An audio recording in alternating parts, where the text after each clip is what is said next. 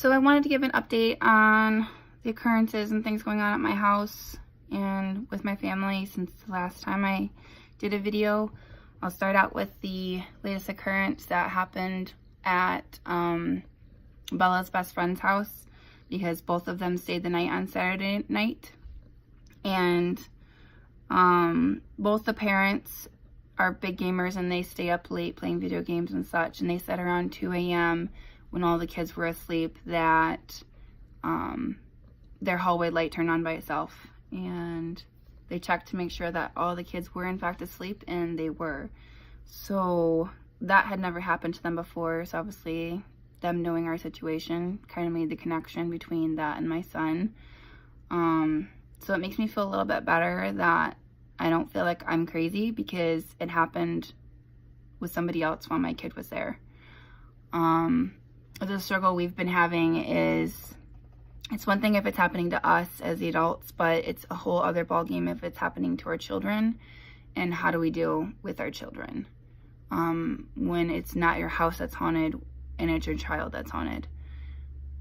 Growing up, I had a lot of experiences. Some I remember very vividly. Others are kind of just blurs. But my grandmother and I were very close, and we still are. And she has a gift as well. And I'm pretty sure that it's passed down to me. I spoke with some friends, some new friends that are also sensitives, and they said that they felt that there were not one but two mediums in my home. So one was wide open, which would be my son, and then the other one was closed off, but still a medium and just not open to things right now. And that would either be myself or my husband. So considering that my grandma is who she is, and other people in my family having experiences, and then also my husband having experience as well, but not remembering any of them, whereas I remember vividly what happened, and I still have dreams that end up being prophetic, and me having a very strong connection with people emotionally, where there are times that I don't know if it's my emotions that I'm feeling or somebody else's emotions, which can be very confusing. It's called being an empath, basically. And if you haven't done any research on that, I highly recommend it, because there are more around than we realize. And for me and my son both, we are very much in tune with our surroundings. We feel things strongly. Before I got on my medication, I was having horrible mood swings. Not like bipolar mood swings, but just like where one minute I'd be okay, and the next minute I'd be overwhelmed with sadness or frustration. And I never really knew how to deal with it as a kid. And so I kind of just acted out in a lot of ways, and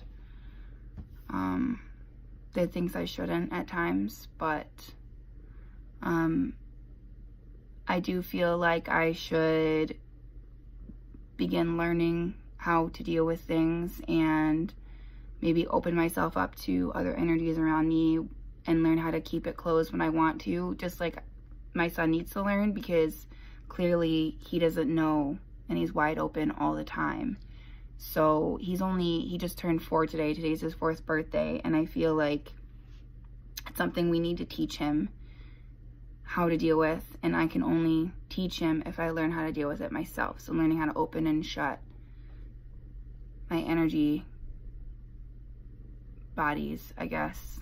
They're called sub-bodies, I believe, but I feel like that is something that, subtle bodies is what they're called, and I feel like that is something that we need to learn how to do together, and it'll help him in the end, because he's wide open right now. But anyways, we did do a cleansing on Sunday, and it definitely feels lighter in here, but it was very intense during the cleansing. There were times that I was overwhelmed with energy and feelings, where my entire body was just tingling. Pretty much right off the get-go. We started at the front door and we moved through the living room, and when I got to the end of the couch, my entire body had goosebumps head to toe. And before I can even say anything, my friend Colette showed me her arm, and her entire arm had goosebumps. So basically what we did is we used black tourmaline stones and blue sage and a written out prayer that we were both taking turns reading our respective prayers back and forth, and we didn't stop reading until a couple times we had to stop for a second, but we ended up continuing. And Colette read, "Into the smoke I release all energies that do not serve, all negativity that surrounds, and all fears that limit." And then right away I would start in with my prayer that was basically about my sacred space, and I had to be me that read it because it was my home. And I said that negativity of this sacred space, I banish you by the light of my grace. You have no hold or power here. I stand and face you with no fear. Be gone forever. You will obey. From my sacred space you will away. So I basically read that every time Colette would finish. We did get to my bedroom, and as we got closer to my bedroom, it got worse and worse and worse as far as the tingling, and it just became very overwhelming and very strong. I felt very cold. It almost felt like when your body becomes numb, or like your hand becomes numb. It was like you sleep on your hand or something. It felt like that kind of tingling, not like chills tingling, but like my body was numb tingling. They say that that's supposedly like your soul or your energy that you're feeling when that happens. And it was very, very intense. As we got closer to my bedroom, it got a little bit more violent in terms of, I felt like something had flicked the back of my ear, like I even felt my hair move. That was kind of scary because I hadn't been touched like that. And then basically, like, I felt like something had hit me in my leg on the outside of my calf muscle, and it felt like something kind of sucker punched me, and I just had this pain, and it like brought me to my knees. That's how strong it was. And then right after that, my friend Colette, who was reading the first part of the prayer, started choking. It was so strong that her face was turning purple because she couldn't catch her breath, and she felt like something had her hands around her, like there's something around her throat or whatever, pulling. And I had to stop the ritual to get her water, and then basically she was better after that. But it was very, very scary to be in that situation and not know what we were dealing with. As we went into my room, the things in there were very stubborn. I could literally just feel my entire body shaking. And Colette had gone up with the sage because Denise couldn't get onto my bed to get the sage in the corner, and Colette took that for her as we were reading. And at one point, she literally was pushed down onto my bed where she had to, like, she fell to her knees. Like something had literally physically pushed her. I witnessed it with my own eyes. It was very, very scary and very intense. They're very unhappy, whatever it was that we were in there doing that. And then we moved on and out of my room into the kitchen. And again, I felt that pain in my leg in the kitchen, and I just kind of worked through it. And then we made our way to the bedrooms, and at one point there was something in both Bella and Russell's room. Not sure if it was the same energy or something that we were kind of, chasing around the house, but it would not leave.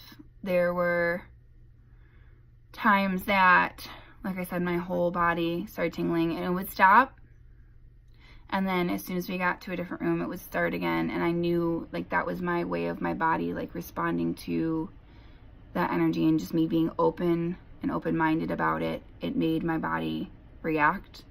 And it was very weird because there were times that, like, certain places on my leg would tingle, like the front side of my legs, and it was almost like that was my dowsing rod to tell me where the energy was in the room.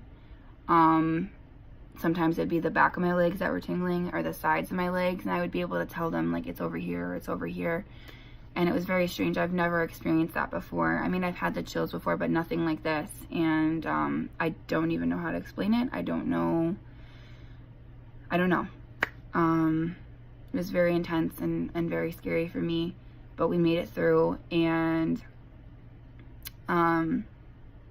we chased him out. But I do feel like there's still one thing here Denise agrees and said that, because she's a sensitive as well, and she said that she feels it's a blue energy versus a brown, which was the negative ones that we were experiencing that were attacking us.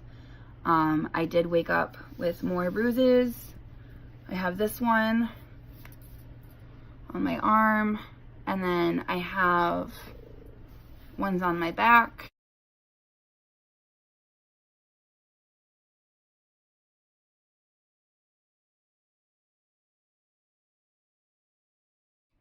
And I feel like the spot where my leg was hit is also bruising as well.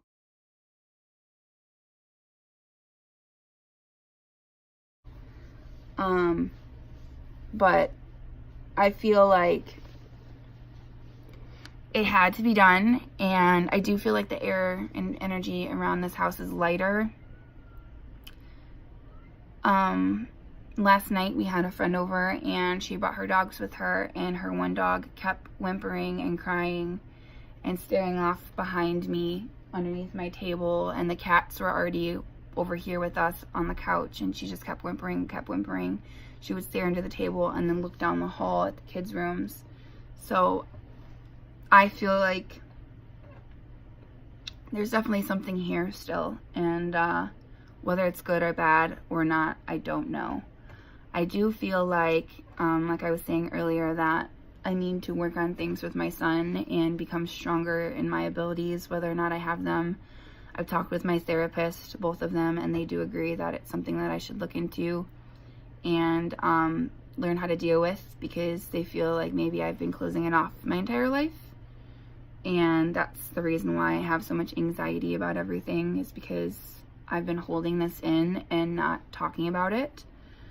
So as crazy as it sounds, I think it's time. And I know I sound crazy, but I promise I'm not. I've dealt with this my whole life. My grandma's dealt with this. People in the AJ's family has dealt with this. And my son has it coming in from both sides. So I think it's something to deal with. Wish me luck, wish us luck, and I will keep updating as we go along.